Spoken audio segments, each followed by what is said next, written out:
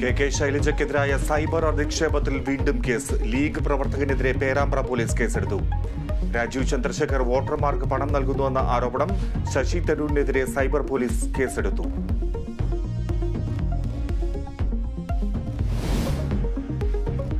സംസ്ഥാനത്ത് പ്രചാരണം അവസാന ലാപ്പിലേക്ക്. കളം നിറഞ്ഞ ദേശീയ നേതാക്കൾ. കേരളത്തിനെതിരെ സംസാരിക്കുമ്പോൾ മോദിക്കും രാഹുലിനും ഒരേ സ്വരമെന്ന് പിണറായി വിജയൻ.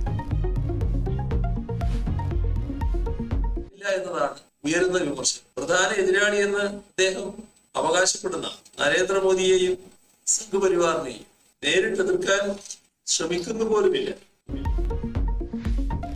പിണറായിക്കും മോദിക്കും ലക്ഷ്യം രാഹുൽ എന്ന് വി ഡി സതീശൻ. വിജയനും പ്രധാനമന്ത്രി ശ്രീ നരേന്ദ്രമോദിയും ഒരേ സ്വരത്തിലാണ് സംസാരിക്കുന്നത്. ഇവരുടെ പ്രസ്താവനകൾ ഏതോ ഒരു കേന്ദ്രത്തിൽ ഒരുമിച്ച് തയ്യാറാക്കിയതുപോലെയാണ്. പരാതികൾ ഒഴിയാതെ വീട്ടിലെ വോട്ട്. പത്തനംതിട്ടയിൽ മരിച്ചയാളുടെ പേരിൽ കള്ളവോട്ട്. 3 പോളിംഗ് ഉദ്യോഗസ്ഥർക്ക് സസ്പെൻഷൻ. പെരുമാറ്റച്ചട്ട ലംഘനമെന്ന് തോമസ് ഐസക്കിനെതിരെ വീണ്ടും പരാതി.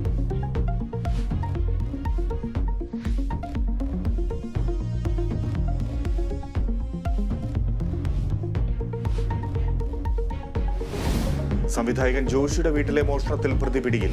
മുംബൈ സ്വദേശി മുഹമ്മദ് ഇർഷാദിനെ കസ്റ്റഡിയിലെടുത്തത് കർണാടകയിൽ നിന്ന്. മോഷ്ടിച്ചത് സ്വർണ്ണാഭരണങ്ങൾ ഉൾപ്പെടെ 1 കോടി രൂപയുടെ വസ്തുക്കൾ.